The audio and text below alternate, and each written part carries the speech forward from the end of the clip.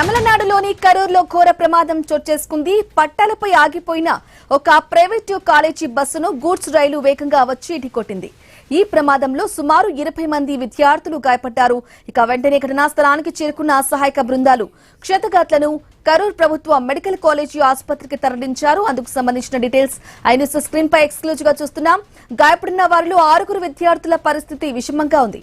ఇక పోలీసులు కేసు నమోదు చేసుకుని విచారణ జరుపుతున్నారు.